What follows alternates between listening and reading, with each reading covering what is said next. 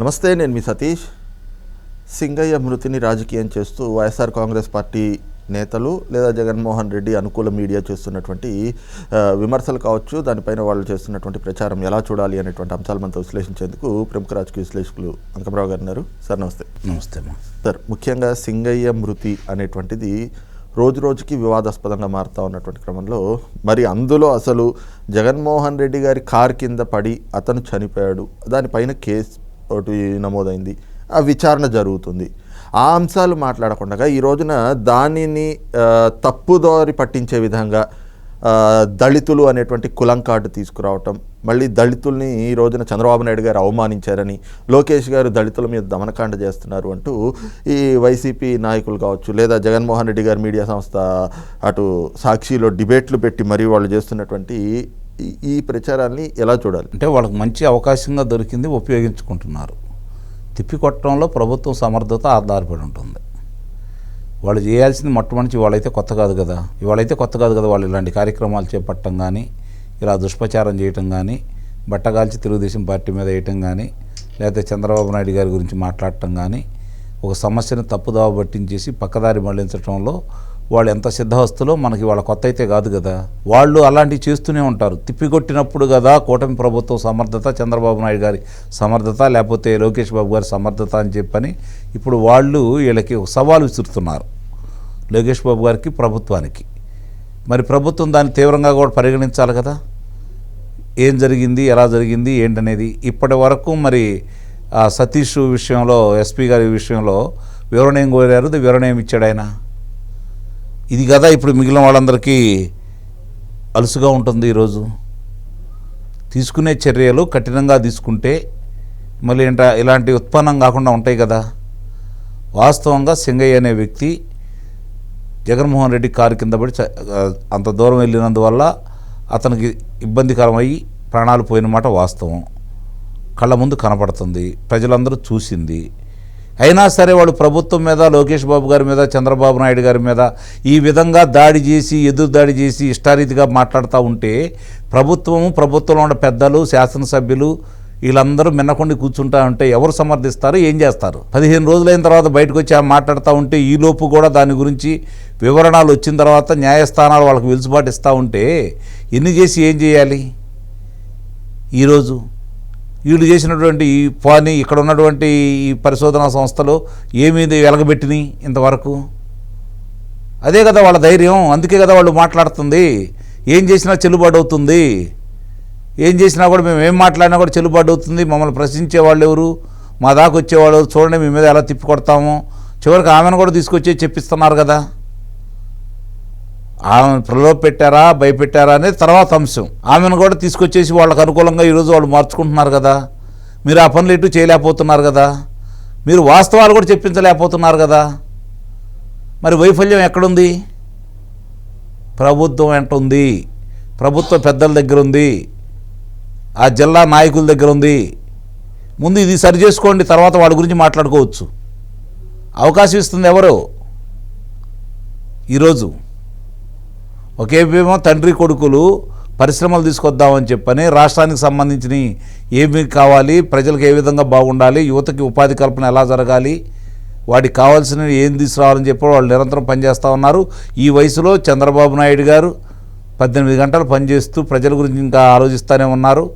ఆయన కూడా మరి నిన్న కానీ మొన్న కానీ కొంచెం అసంతృప్తి దీని మీద వ్యక్తం చేస్తూనే ఎప్పుడు ఆయన నోటి రాని పరుష పదజాలం కూడా వాడుతూ ఉన్నారు.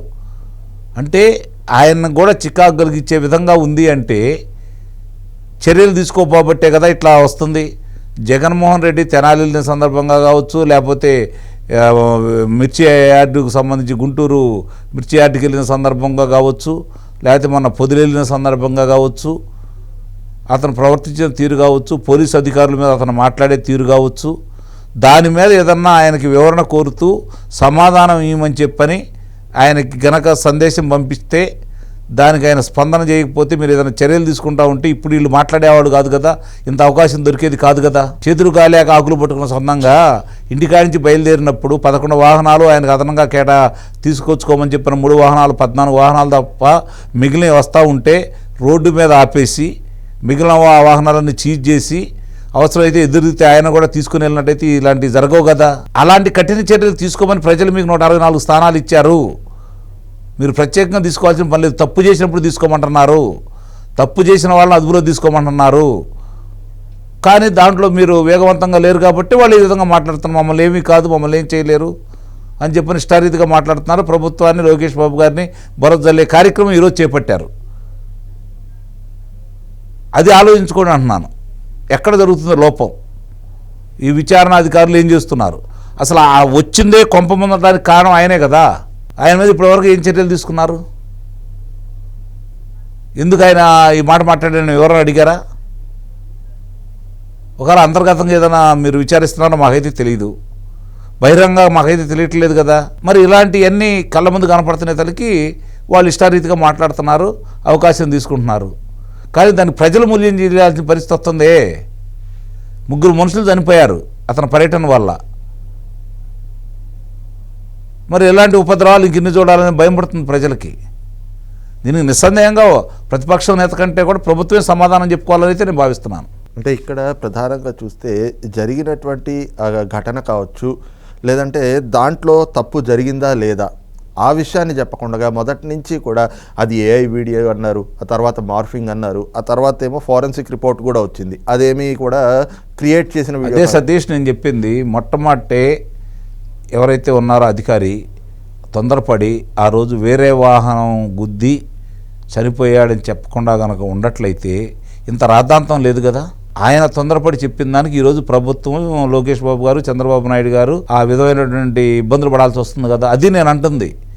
దాని మీద మీరు వేగవంతంగా ఏం చర్యలు ఉన్నాయి, ఇలాంటి అధికారులు ఉంటే మీరు ఎలా సమర్థవంతంగా నిర్వహిస్తారు, మీరు ఎలాంటి చర్యలు తీసుకోబట్టే వాళ్ళు ఇలాగా ఒకదానంట ఒకటి వాళ్ళు చేసుకుంటూ వస్తూనే ఉన్నారు, వీళ్ళు చూస్తూనే ఉన్నారు అధికారులు. ఆ వెలుసుబాటు ఇస్తుంది మీరే అని చెప్పి నేను అంటున్నాను. చేతికొచ్చిన అవకాశం, తప్పు జరిగింది అక్కడ, బాధితుడు సింగయ్య ఒక దళితుడు, అయినా సరే వాళ్ళు రాజకీయం చేయగలుగుతున్నారు. అంత ధైర్యం వాళ్ళకి ఎక్కడి నుంచి వస్తుంది? ఎందుకు అలా ప్రవర్తిస్తున్నారు? అంటే తప్పు చేసింది వాళ్ళు మళ్ళీ ప్రభుత్వం మీదే బురద జల్లేటువంటి ఈ విమర్శలు కావచ్చు, ఆరోపణలు కావచ్చు, ఎలా చూడాలంటారు? అదే కదా నేను చెప్పేది. తప్పు చేస్తుంది వాళ్ళు, తప్పు చేసేది వాళ్ళు. ప్రభుత్వం మీద బురద జల్లుతున్నారు. ఎందుకు జల్లుతున్నారు? ప్రభుత్వం వైపు నుండి సరైన చర్యలు లేకపోబట్టి. ఈరోజు జరిగిన ఉదంతం మీకు తెలుసు.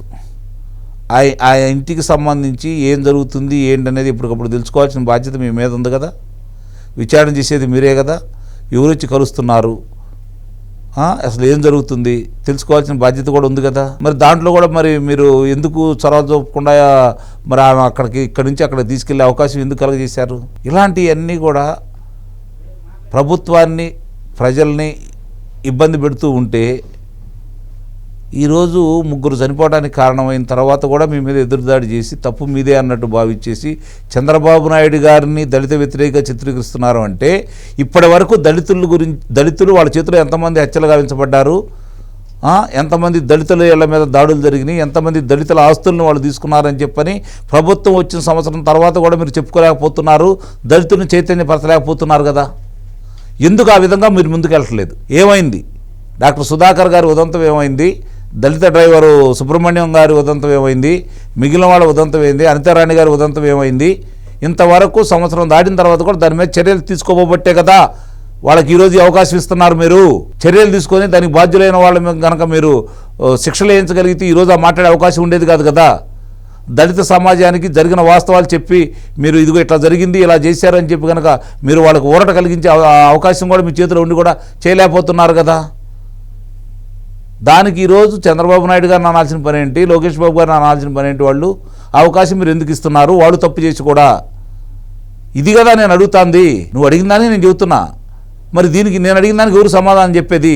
ఎందుకంటే ఇక్కడ గమనించుకోవాల్సిన అంశం ఏంటంటే, నేను ఇంతగా ఎందుకు మాట్లాడుతున్నాను అంటే, తెలుగుదేశం పార్టీ 1989లో ఓడిపోయినందుకు రాష్ట్రం ఏ విధంగా ఎన్ని ఒక దశాబ్దం వెనక్కిపోయింది, విధ్వంసం జరిగింది ఆ రోజుల్లో కూడా. ఆ తర్వాత దాన్ని చూసి ప్రజలు వాళ్ళకి 26 స్థానాలకే పరిమితం చేశారు. 1994లో నందమూరి తారక రామారావు గారికి అఖండ విజయం చేకూర్చారు.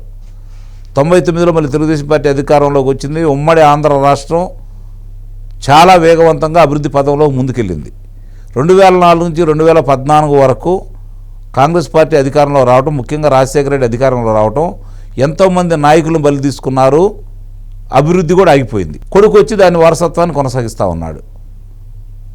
అంటే 4 పర్యాయాలు 20 సంవత్సరాలు, 15 సంవత్సరాలు ఉమ్మడి ఆంధ్రప్రదేశ్, 5 సంవత్సరాలు విభజిత ఆంధ్రప్రదేశ్, తెలుగుదేశం పార్టీ అధికారంలో లేనందువల్ల రాష్ట్రం ఎంత నష్టపోయిందో ఇప్పటికైనా ఈ నాయకులు గుర్తించాలి. వాళ్ళకి అవకాశం ఎందుకు వచ్చింది, 2019లో ఎందుకు గెలవగలిగారు, వాళ్ళు జరిగిన పొరపాట్లు ఏంటి, చంద్రబాబు నాయుడు గారు పడ్డ కష్టానికి ఎందుకు ప్రతిఫలం దక్కలేదు, ఇప్పుడు ఆలోచించుకోవాల్సిన పరిస్థితి ఏర్పడింది. వాళ్ళు అన్నారని కాదు, మనం ఏం చేస్తున్నాం, దీనివల్ల రాష్ట్రానికి ఏం ఉపయోగం జరగబోతుంది, ఏ విధమైన చర్యలు తీసుకోవాలి, దీంట్లో అక్రమార్కులు కావచ్చు, అభియోగాలు ఉన్న వాళ్ళ మీద కావచ్చు, హంతకుల మీద కావచ్చు, కుంభకణాలు చేసే వాళ్ళ మీద కావచ్చు, వేగవంతంగా నిర్ణయాలు తీసుకోగలిగితే ప్రజలు కూడా ఈరోజు ఆమోదిస్తారు. ఆ నిర్ణయాలు తీసుకోమని 164 స్థానాలు మీకు ఇచ్చారు. 5 సంవత్సరాల పరిపాలన చూశారు. ఆ పరిపాలన భరాయించలేమనుకున్నారు, ఆ నాయకులు మనకు వద్దనుకున్నారు. ఇంకా వాళ్ళ పూవమ్మ అని చెప్పి బతిలాడుతూ ఉంటే వాళ్ళు ఇలానే చేస్తారు.